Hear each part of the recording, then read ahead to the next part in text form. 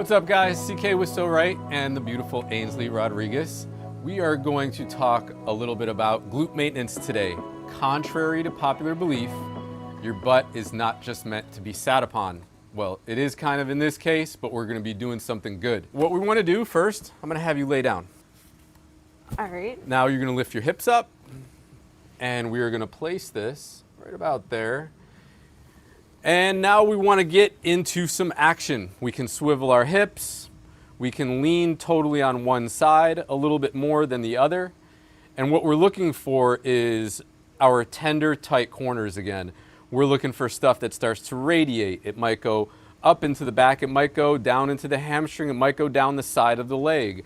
We're looking for these tight areas that are developing pain and sending it in other places of the body.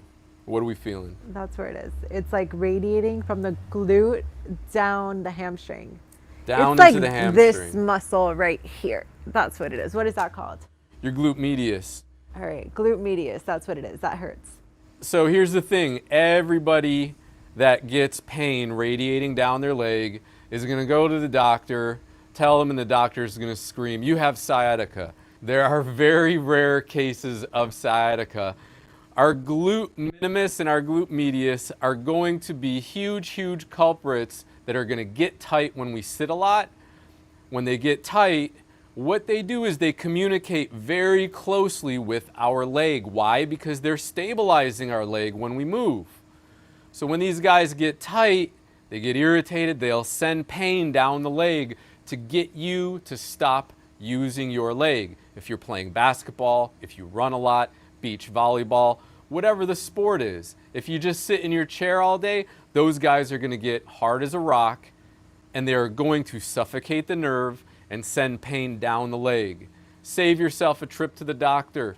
Save yourself prescription medication. Save yourself time off of work by getting on the PSO-RITE in these areas, loosening them up, creating space, and creating a much happier you. Is one side more tight than the other? Yeah, I would say this left side is where I'm really feeling it. The left side is a little bit more tight? Uh-huh. Okay, we want to spend a little bit more time there. We're going to give it a little bit more love. So go ahead and raise your hips up just a little bit more. And now what we can do is a little bit of an assault on the lower back. We can do a test. Are you feeling a little bit more tightness on one side than the other, or are they both the same? Yeah, in this spot, I think they're both about the same. Okay. No harm, no foul. Just keep on rotating, keep on twisting the hips, get a little pressure in one side, get pressure on the other side. Make sure that you continue the breath. In through the nose, out through the mouth, in through the nose, out through the nose. Nice and easy. You can dig those elbows into the ground if it's too much pressure, or you can take the elbows totally away and just use your body weight if it's not enough pressure. We're going to get into a little known muscle called the quadratus lumborum while we're doing this. The QL for all you out there.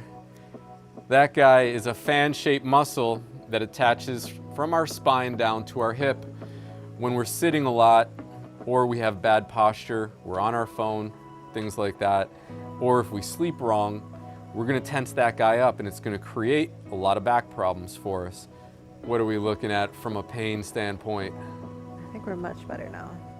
Okay, so if you're feeling a little bit more comfortable and there's not too much going on back there, nice and easily lift your hips up. We'll go ahead and take the PSO-RITE out. And you can sit up and let's see how those glutes and lower back feel. Feels good.